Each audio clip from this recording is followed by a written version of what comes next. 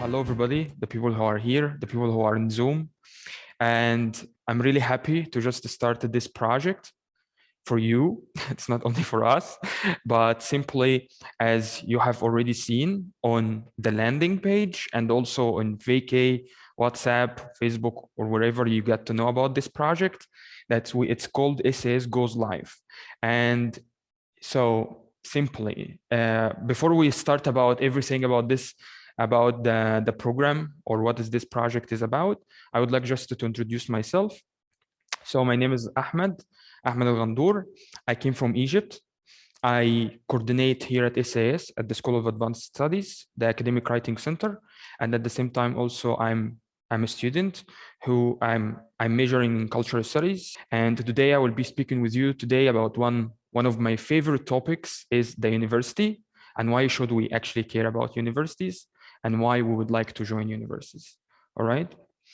So, but again, so just a few sentences about this project that we are about to start today, and it will last for 2 months. And so it's called SAS Goes Live. And simply this is, it's a guide for you to think about university and why do we need the university and when to join university and how and why and all of that. We all know that that thinking about joining the university does not start just on the 1st of September.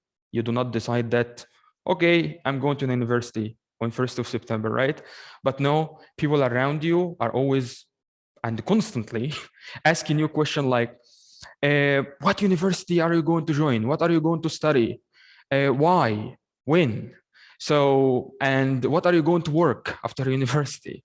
And I'm sure that not only parents, but also maybe friends, teachers, everybody around you. And because of how many factors are involved in this question, in order to answer it, we decided that we would like to share our experience with you in order to guide you whether to make an informed decision about joining the university or not. Okay, and if you decided not to join or decided to join, so you understand why and how. All right, and this should happen through several formats.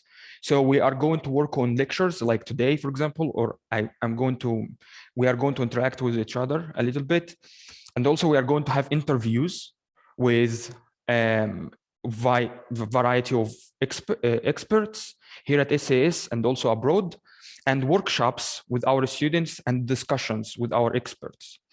So, and if you still don't know where to find the program, you can simply scan this QR code and it will take you. But anyway, so let's start with the first question. All right. So why would you join the university? Anybody here on Zoom? I would say that some people want to work in academia. Excellent. All right. That's a reason for them. And what is your reason?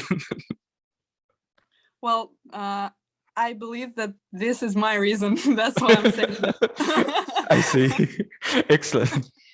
Hi, can you hear me? Should I check? Yeah. Mask off? Mm-hmm. Yeah, great. It works. It does. Okay. Well, I believe that university is not only about choosing the direction that you want to, the career, the further career, because I feel like university is also about new people, new meetings, professors. I think that you form your circle, your society, your circle of friends in university. I don't think it's school. I think it's university because people there are more mature. They know what to do in their future life. Basically, they should know. And yeah, I feel like university is not only about you shouldn't learn something. I think it's not a necessity to learn something that you are going to do in the future, but you can learn something that you're interested in now. And I feel like that's what matters. Excellent. All right. Yeah, actually some people say that getting a degree is not a prerequisite for success. So you can be successful, you can learn anything, but the university is not a prerequisite for that. So it's not mandatory or anything. But anybody else would like to share their opinion also, why would they join university? May I? Sure. Yeah, all right. So as you have already mentioned previously, yes, university is not a prerequisite for success. However, it can act as a sort of booster for career growth. Amazing. So yeah, so that's most likely the reason people over maybe 20 join universities for bachelor and master programs. Excellent. Because they need that additional let's say either knowledge or just a paperback that gets them a better job. Yeah, excellent. Yeah, so Mikhail, right? Yep. Yeah, I see your name. Call Yeah, me Misha, Michael. Misha. However. All right, excellent. All right, Misha. Yeah, thank you so much. Anybody else?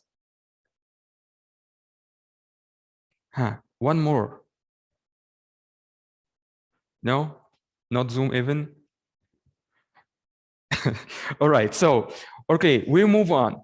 We understand right now that the university was not just established yesterday. The university has a long history, and that might be actually one of the problems that the university is such an old institution. So before even the university of what we know right now, that for example, you know that if here in Tyumen you go to Lenina 25, and you know that this is the admission office, this is the university you enter it. But no, during the Middle Ages, there was a need to have a place where people could go and study more than they should. And these places were simply monasteries or simply religious institutions, churches, right? So you could simply go and study something.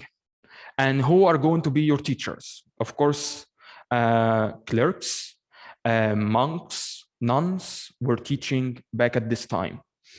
And the curriculum there was based on two ideas, that either the students are going to learn the art of grammar, geometry, logic, music, astronomy, something that is very common and very easy to learn, based on the idea that the ones who were teaching were simply having religious background, theologists.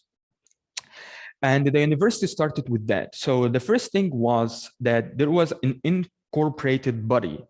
And somehow what I mean is that this place is a little bit independent, not from everybody, but because it is still attached to the church, to the religious institution, but it could at least establish their own policies and they make their admission rule to say, I don't want that student, I want this student. And it was a problem, because if you are not attached or affiliated with the church, you weren't be able to study. So was a problem as well.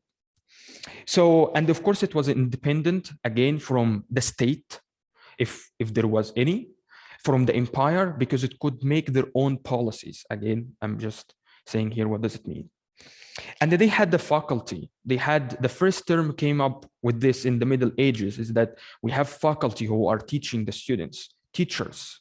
And again, they were people with religious backgrounds. And they could give you a degree, a paper, right? So that to pack you up, to tell everybody that this person is educated, passed a few courses, and please know that they are as such.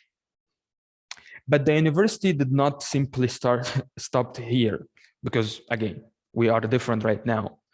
And we jump a little bit further to 1088, and with the university, the foundation of the University of Bologna.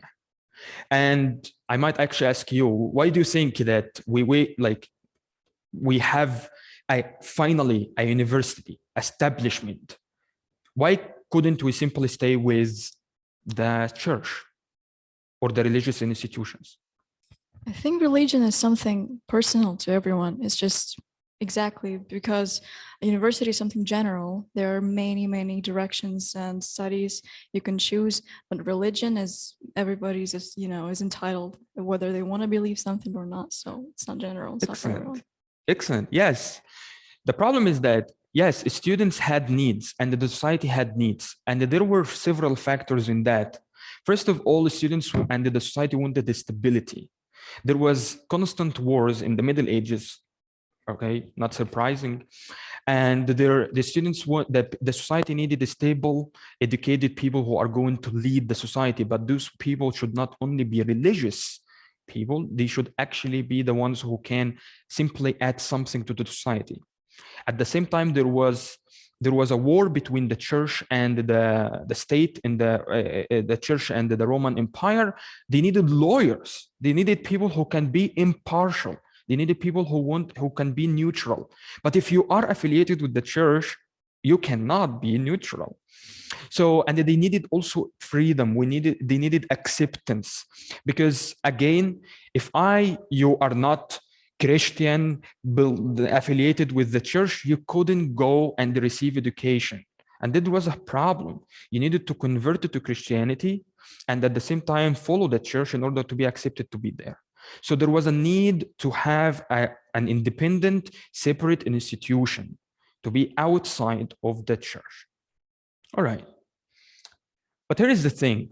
So we have the University of Bologna. So when the students started to learn, or how, or what, so at very young age, not 18, not 17, you could find in university people who are 12, 13 years old. All right. Of course, that would be very crazy right now, like to find a 12 years old person in university campus studying, I don't know, astronomy. It would be like, what is happening, right?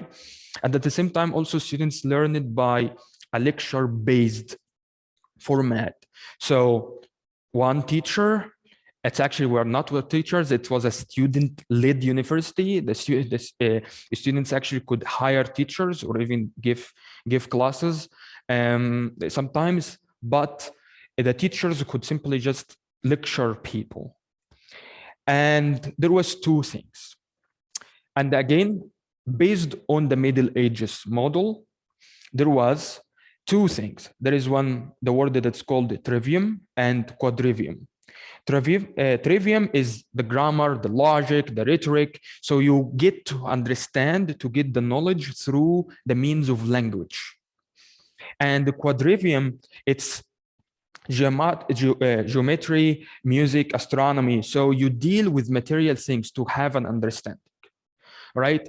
And here you might ask, where is simply medicine? They were considered the higher disciplines.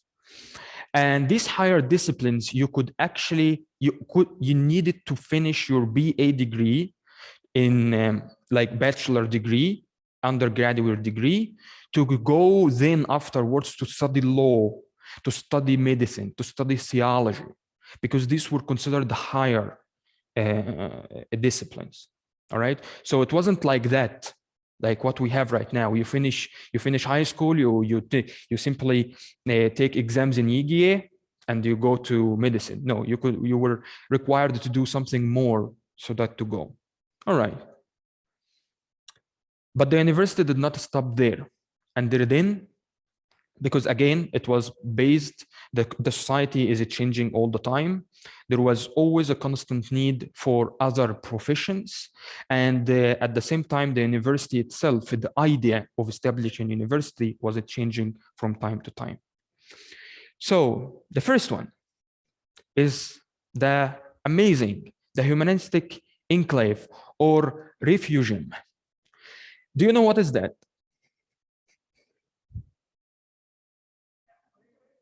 Aquarium, right? It's a refugium, actually. That's the word for it. That's a refugium, all right? It's a fish keeping aquarium. This is exactly the idea of this university. So you enter the university, you are completely devoted to learning. You can't leave. Whatever goes here, comes out here. You are living here. And because of that, you stand apart from everything.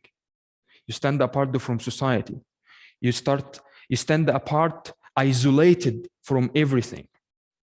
And at the same time, here in the refugium, you are learning for the sake of learning. So if I asked you, who is the hero of this university, what the answer would be? Teacher? Who? Yourself. And who is you? Students. Zoom people. Do you agree with that? Students were the heroes. No, maybe some kind of hermit. Okay. Yeah. She got a point. She got a point. Absolutely. Yeah. I'm just really trying to wrap my head around all of it. Confusing a bit. Yeah, but no, actually no. Here the offline people are right. It's the student. The student is the hero of this educational model. Why? Because you are isolated from everywhere. You are only learning. Classes were very small so that the teacher can simply take care of every individual student. Everything is being designed for the students' interests. Everything, all the efforts are about students' interests. And at the same time, because they are very small and isolated from everywhere, there is a spirit of community. All right. So if we are here right now, this is kind of, I don't know, like a revision type of thing. We are here 6 people, right? On Zoom, others 6, 7, or 5 people, right? And we are kind of have a spirit here, right? That connects all of us. So this is something very nice. And so here in the refugium, there was this isolation from everything because you are devoted to learning and you needed to work very, very hard. What was the problem with refugium then? Or what is still the problem of refugium? Anybody? Yeah, Nadia, of course. I think education should be somewhat connected with the market. All right. What's needed on the market. Okay, keep that in mind. Excellent. All right. What else? But this is a very solid point that education should be related to something. All right. So can you type on? There was the foundation or the development of the second idea of the university. It's not a linear thing. So don't think that the refugium just disappeared. The refugium still exists. There are still humanistic enclaves that are functioning and the students join them. And there are thousands of examples around the world. But there was the other parallel idea that it was just simply appeared. And it's the civic training. All right. So education is not isolated. It should be related to society. And at the same time, the university is not producing academics who are going just to study and do scholarship, but also the university should produce leaders. And these leaders are having the knowledge that it's transmitted into civic virtue. So here the university started to work for whom? For the society. The university started to look at the society. So the hero of this civic training university, who are they? Anybody? Misha? Yeah? Yeah. Ali? Hello, everybody. Yeah. I think the hero also here, the student again.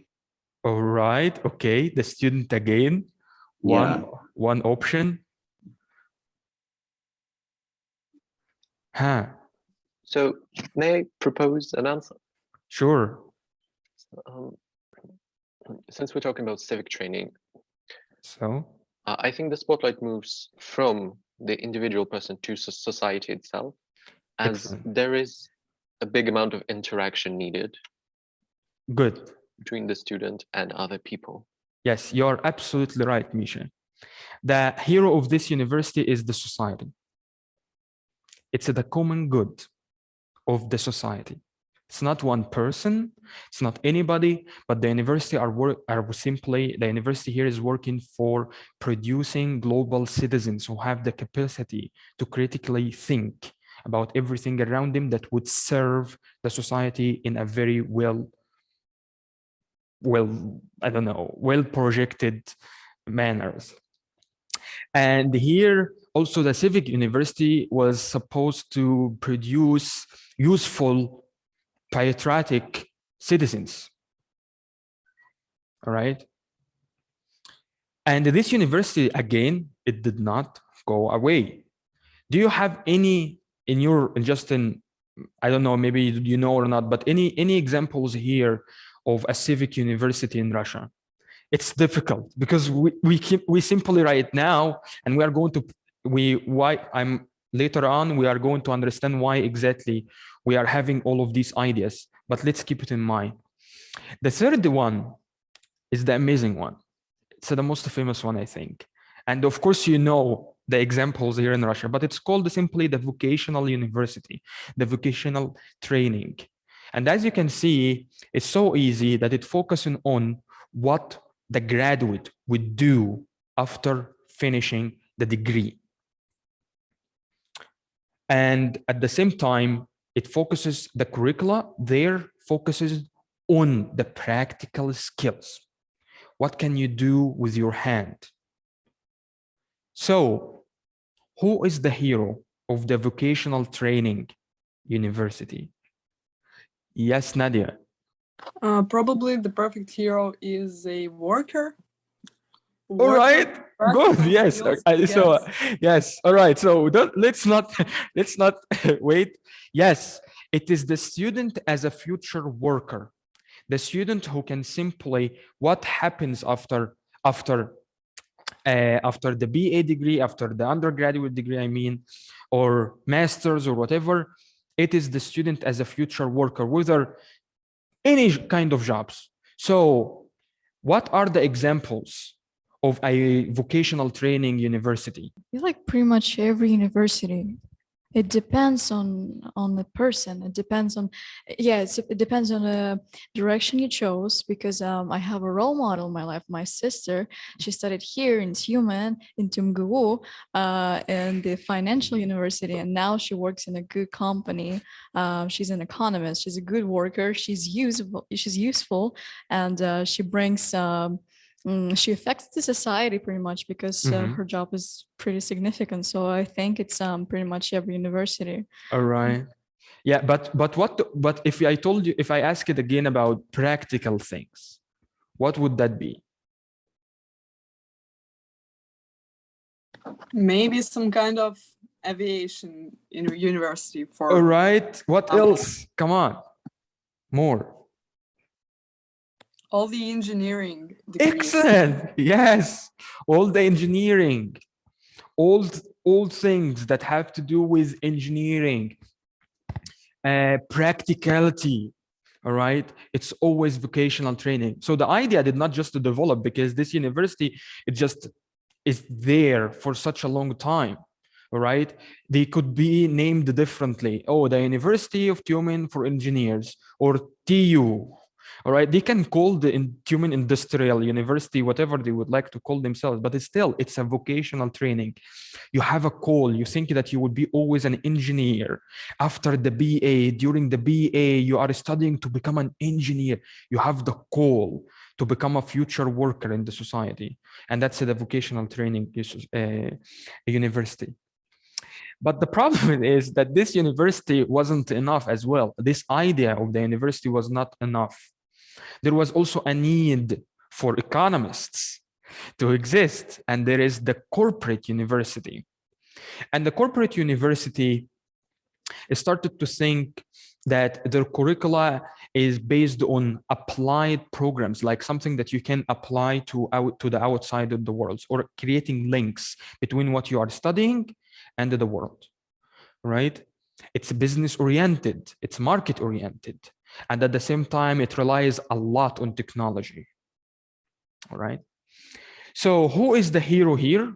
Is simple. It is the student, the teacher the administrator, it's everybody who has entrepreneurship idea, entrepreneurial idea.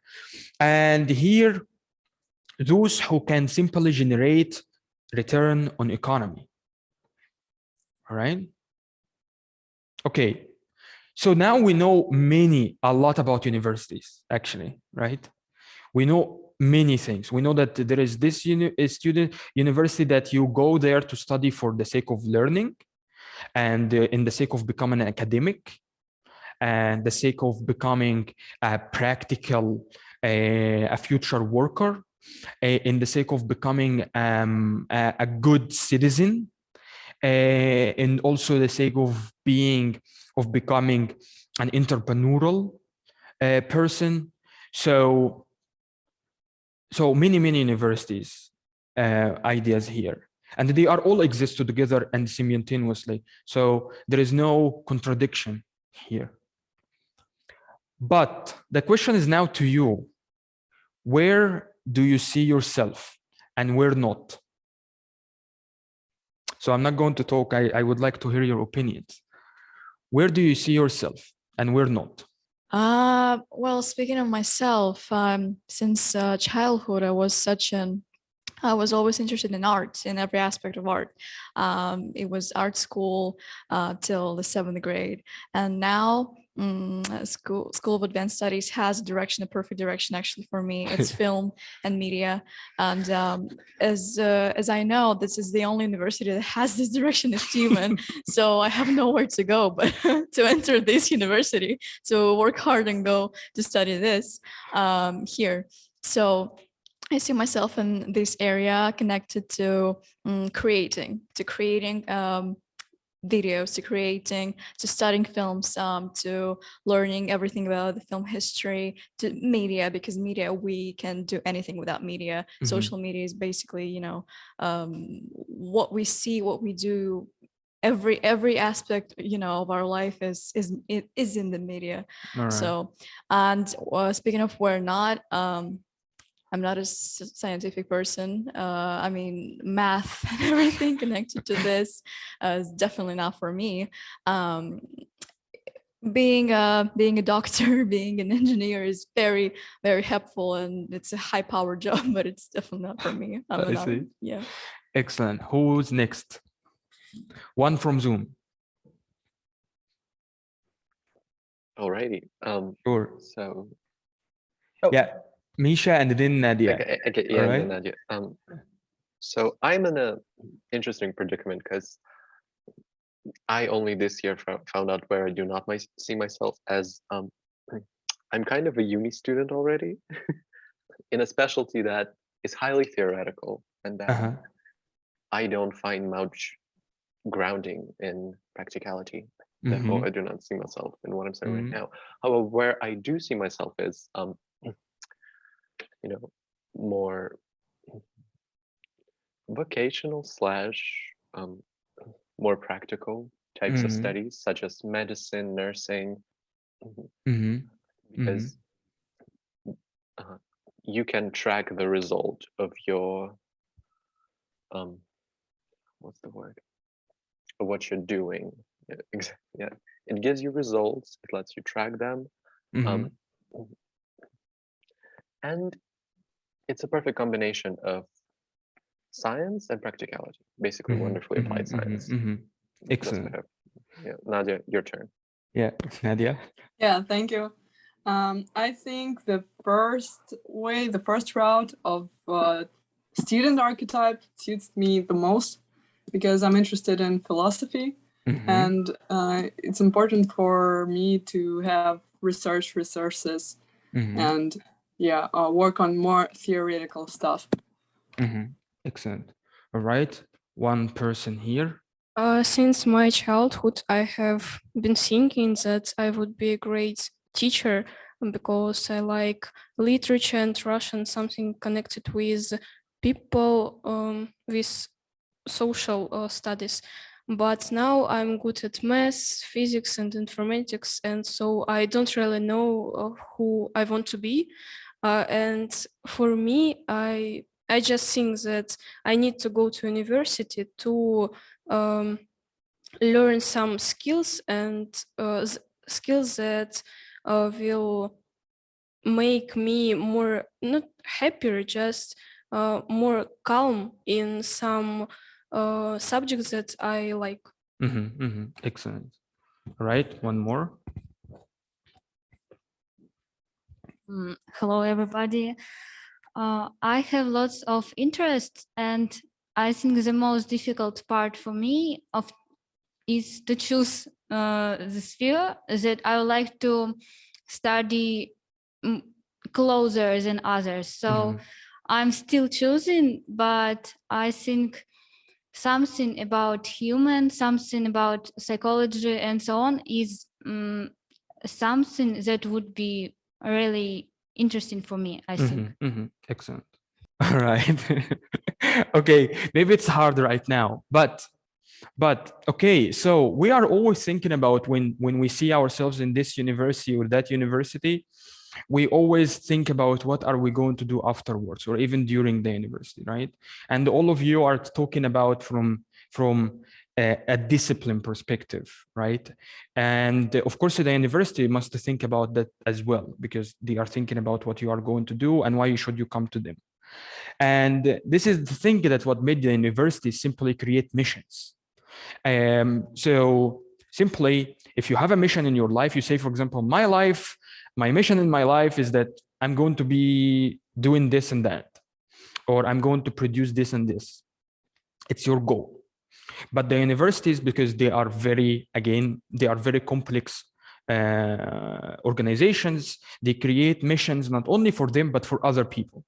All right. And those other people are you, university students, are us, teachers, are us, or you, administrators.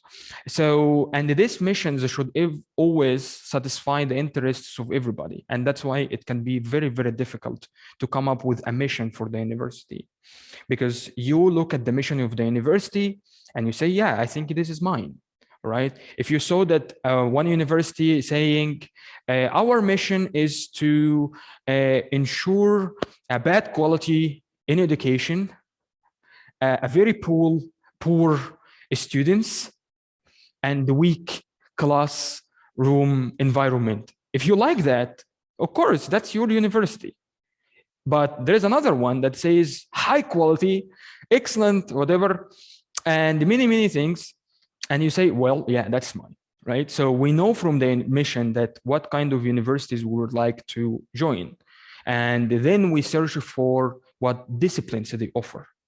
So there is what, like, I'm going to show you right now several missions, and we can even compare that or even bring it to contrast with the idea of the universities as we spoke about before.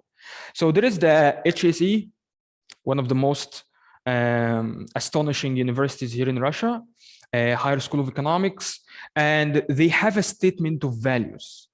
And they are striving for truth, collaboration and commitment to one another, honesty and openness, academic freedom and political neutrality, professionalism, self-discipline and accountability, public engagement.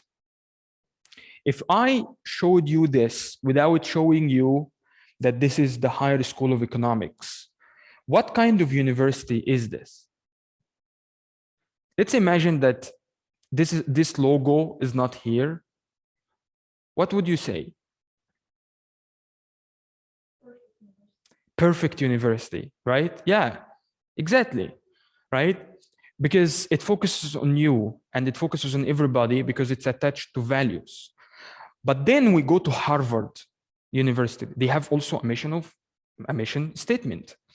So Harvard says, the mission of Harvard College is to educate the citizens and the citizen leaders for our society, bringing in the classroom with exposure to new ideas, new ways of understanding and new ways of knowing. Students embark on a journey of intellectual transformation, and then at the end, and learning how they can best serve the world. Again, if I told you there is no Harvard, let's read that, what would you say? May I? Yeah, sure. Yeah, so from what I've read, I'd definitely say it is a university that challenges the viewpoint of a freshman that has just entered it. It kind of, breaks down everything they have built in terms of their beliefs and values and rebuilds them in a more socially, economically relevant way. Yeah. 4 times the word transformation is mentioned in a very, very short mission statement. And simply because they assure, or they would like to make an emphasis that the person who is going to join is not going to be the person who simply graduates, right?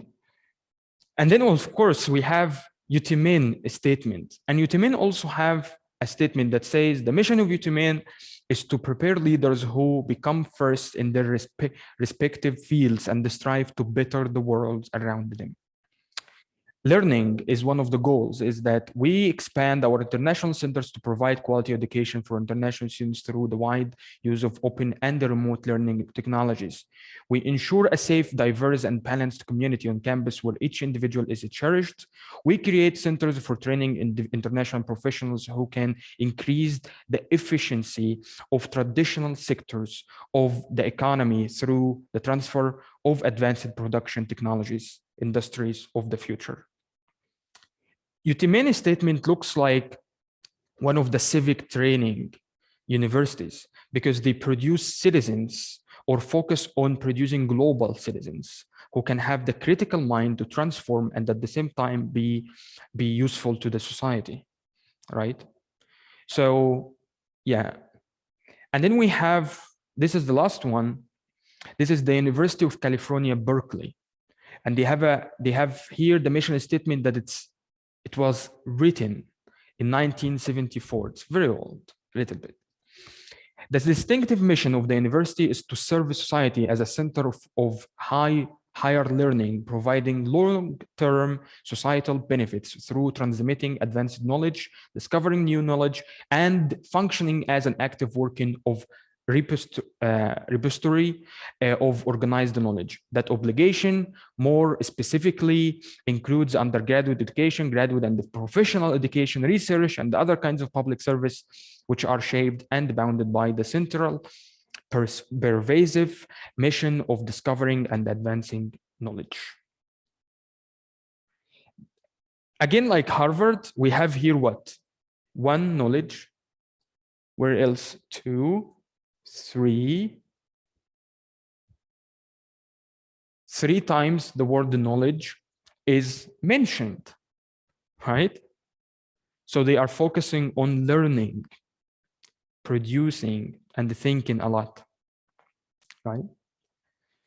So, and of course in UC Berkeley, there is a lot of disciplines to be studied. But anyway, so now the question, the question we asked ourselves, or I asked you, where do you see yourself and where not? But now, why?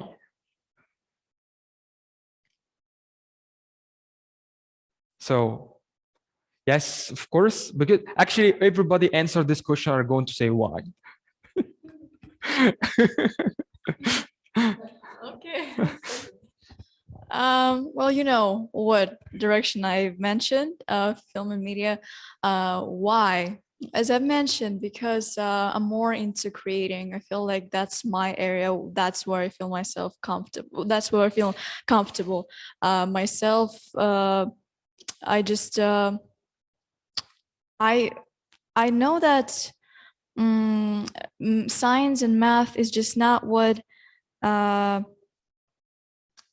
it's just always been told to me that it's something that you should do because it's high powered, because you will people will need you everywhere, every company will need you everywhere, you'll be successful, you'll just be needed. And art, everybody knows that art is just not stable. I don't like stability. To be honest, stability is not about me. I feel like nowadays you can achieve everything. You can just you just have to focus on your forte, and just because you can be professional in every area. That's why I don't listen to anybody by myself. All right. Yeah, actually keep this, everybody keep this idea, please, in mind about what kind of job, why I'm studying this, and then later, because we are going to problematize this question exactly after that, right? So yeah. All right. So, and then we talk with Misha. I think you were the second last time, right? Yep, with me, exactly. Yes. So, oh, may I ask the name of the person who answered before me? I just really liked her answer. Yeah. What is your name actually? Yeah. My name is Maya. Maya. Hi.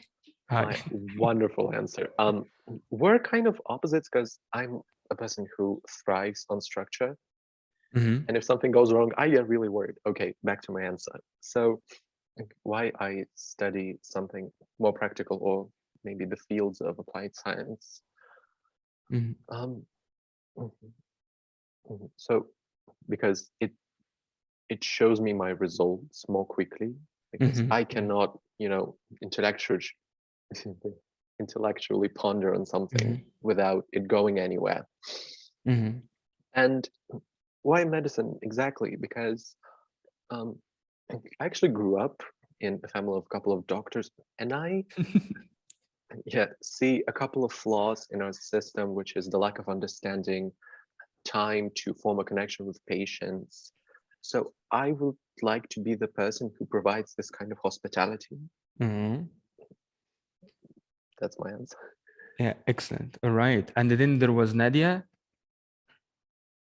Oh yeah. I think the reason why I like more theoretical fields of knowledge is because I like the critical analysis it implies. It's very important. It's a very important skill for me personally to have this critical ability to analyze the world. And I know how in theoretical fields, in humanities particularly, the slightest bits of knowledge may transform the field. And that's really interesting for me. Excellent. All right. And then what's your name? My name? Kate. Yeah, okay. And Kate? Yeah. To be honest, why? Because I have practiced in some professions, and I know that I have some abilities to be a teacher or learn something connected with more analytics science. I just don't know, have some abilities. Yeah. All right, excellent. And what is your name? My name is Lera. Okay, Lera. As I said before, I have lots of interests and I don't know what to choose. It's very difficult, and I've chosen a man, a human. So why? Because at this period of my life, this theme is the most interesting for me, and I don't know what job I will have in my future, but at the moment I would like to be more have new knowledges at this theme. Excellent. Yes. And actually we can see that when we spoke about the Bologna University, or when we talked about all of these ideas of university, and then we fast forward to the 21st century and we look at the mission of the universities right now, we see that the ideas are fused, right? They became some sort of intersected, right? And at the same time, we are always confronted. I mean, the universities are always confronted with the thought, with the question about the future. What simply the students would do after studying at this university. So, and of course, these questions always come from outside of the university, because if we are in the refugium, in the fish thing, in the aquarium, right, we don't have to think about other people outside. But of course, we need to be related to them. and then brings a lot of questions.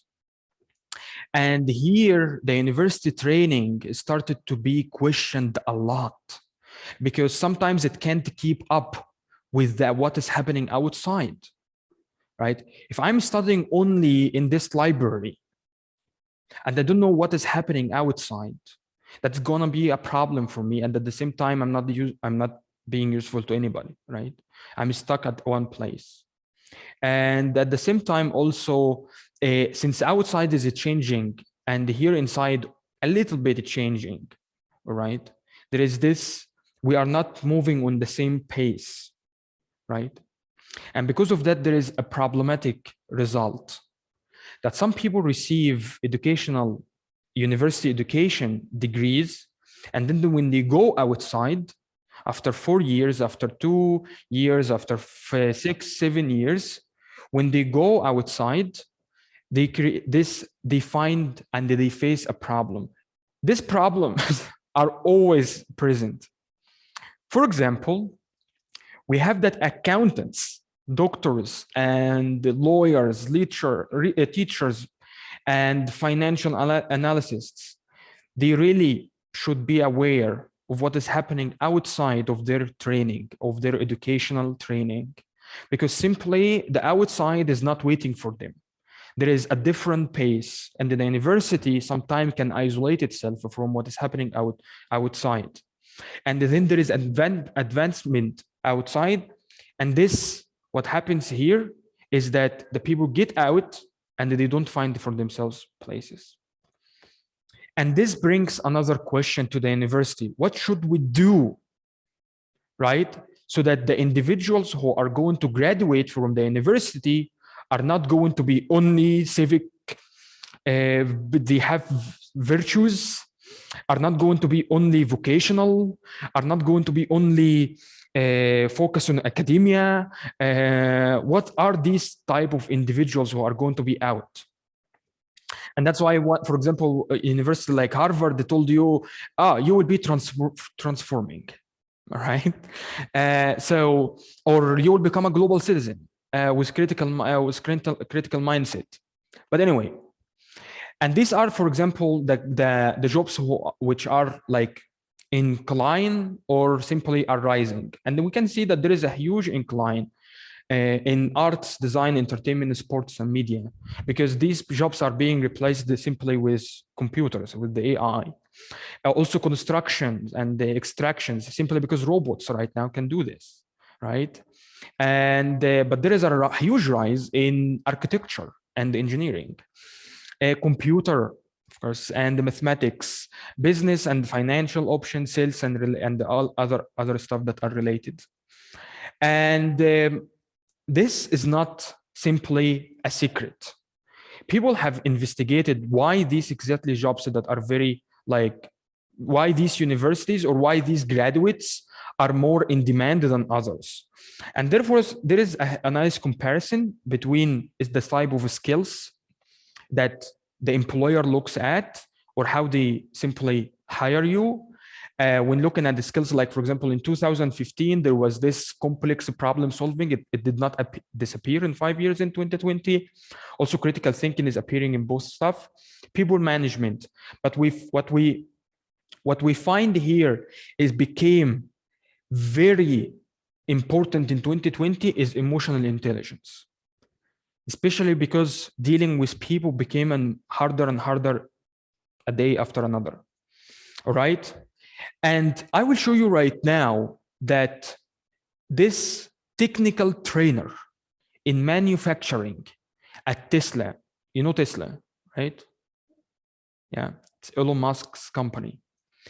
Let's read that. This is the qualification. You can simply apply for this job as a technical trainer. If I told you a technical trainer, you would be like, I need to know some technicalities, vocational, practical skills, and all of that. But actually, look at this. Proven ability to build relationships across organizational departments and reporting structures. Proven time management, organizational skills, understanding in adult learning principles, demonstrates personal leadership, familiarity with continuous improvement methodologies, proficient, of course, in Microsoft Office, a strong verbal written communication skills, unfazed by ambiguity and comfortable in environments with shifting priorities, open collaborative style, ability to work both in team environment, understanding of production process and methodology, and finally, 3 years plus of production operations experience in 1 year and training role. Where is the university? What kind of graduate, what kind of education should I receive to apply for this job? A job. Just Huh? no, it's very much like catch-22, because you cannot really get into this without any experience. Good. Excellent. All right. But at the same time, there is a set of skills that do not just happen because of you worked 2 years there and here. Right? They are being cultivated. And this happens through education. It's not just because you work 1 year or in the second year in some places and that's it. I became, I don't know, an understanding and adult learning principles. No, this is a cultivated skill that happens through years. So seriously, what is happening outside the university? I'm like, we don't know why. Your sister has a degree in economics, right? So she could apply here, right? Anybody could apply here. So it became very, very, very difficult when we really need to ask ourselves what to focus at when I'm going to choose university, if all the universities are promising me to become a transformative person, I'm going to be critical thinker, I'm going to be this and that, right? And at the same time, when you look at the jobs that are available, the vacancies, you see that there is no emphasis on education, but there is emphasis more on my personality, my character. How do I look? How do I behave? All of that. So what to focus at, simply at when you're choosing a university? Anybody? So yeah. Okay, Misha, and then here, and then and Nadia. Yeah. Yeah. Okay. So all universities actually put out their educational programs on their sites, and although there is a number of disciplines that cross over, there are certain differences. So you really have to look at the details of the education, like in what way does it take you, and then choose out of that. Excellent. Misha, you are actually always a step ahead when you are answering. Yeah, you are. Yeah, that's very nice.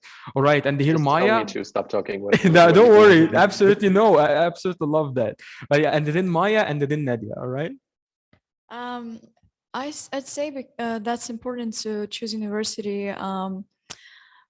Thinking that what you're going to study, that's something that you're interested in, because when there is pressure from your parents, from society, from your teachers, that you must go to university. And because nowadays many people don't really see university, as essential step in their life.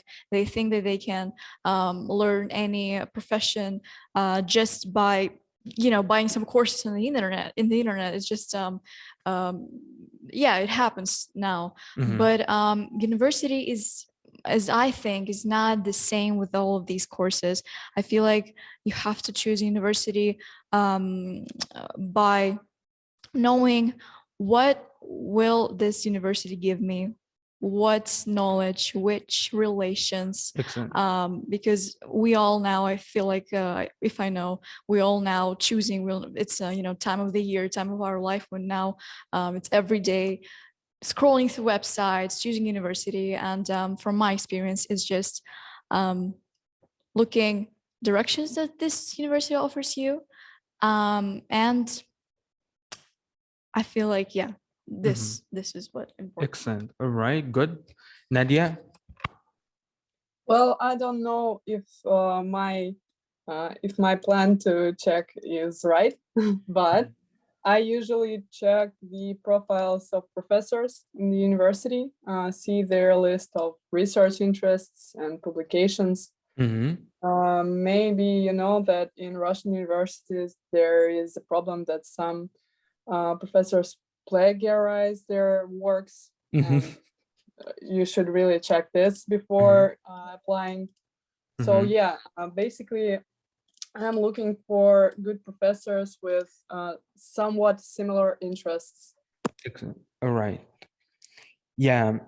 So I'm just going to combine all of the answers here when we start to talk about the university of tomorrow. Okay. And I'm going just to give an example about SAS because I didn't want to simply to mention many universities that maybe we don't know what is happening inside. And this is the problem. So because of what is happening outside, as we spoke about as an example here of Tesla, right? And the jobs that are disappearing. And we spoke about the idea of the universities. We saw the missions of universities. It started to become evident that we need to understand what is happening inside the university so that I can choose, right? It's not only about what interests me. Of course, okay, this university, these 5-10 universities, all right, are offering the same program. It's not only film and media. It's not, for example, let's think about literature. I'm sure that there are hundreds of universities here in Russia that offer the same simply department or educational track that are focusing on studying and teaching literature. But what differs this university from that one? It is what is happening inside. All right. It's not only the mission, because the missions could be the same, but okay, what is again? All right, I will be that person. I'm sure about that. Okay, no problem. All right. But then what is inside there that ensure that? And that's why I'm going to speak about our school. All right. But before talking about our school, is that this is the 3 factors that we really need to focus on. Is that again, the world is changing in a rapid way. And the university is very old institution, as we knew. All right. By the way, I was a little bit even focusing on only European history, but not the other civilizations. And there are even older. So it's very hard for an institution to change very fast because it's very old and it has ideals behind them. There is the revision behind us. There is the civic training behind us. There is a lot of ideas of the universities behind us. We cannot change it that fast. So when something like innovative or there is an innovative factor that comes on the university and wants to change, it's very difficult to find such universities that can simply appear to challenge all of these traditionals and at the same time bring values, new ones. And this is why actually I'm bringing the SAS one, because SAS, we always, at least that's what we say to each other, but among ourselves, is that the existence of SAS is actually a miracle. And simply because of all of what I'm speaking about before. And I'm going to say why exactly. So this is just a view of what is the principles here at SAS. And again, I'm speaking about SAS because I really know what is happening here and why. So we have these principles. So first of all, the student is a subject. So, okay, we can say that in a statement, oh, student is a subject, but no, what are we going to do in order to ensure that? What is going to happen in me? Like simply, how is that going to work? So a choice of courses, profiles, the students will be able to simply choose their own thing. Students are going to be individuals who have the capacity, the ability to choose their disciplines, their specialities. Small seminar groups, it's one of the things that came from the revision, right? If you think about it. Essays and projects, not exams. Not your knowledge is just not something that you will memorize and put it. No, you are a subject, you are a human being, you can forget many things. So you are going to work on development of things.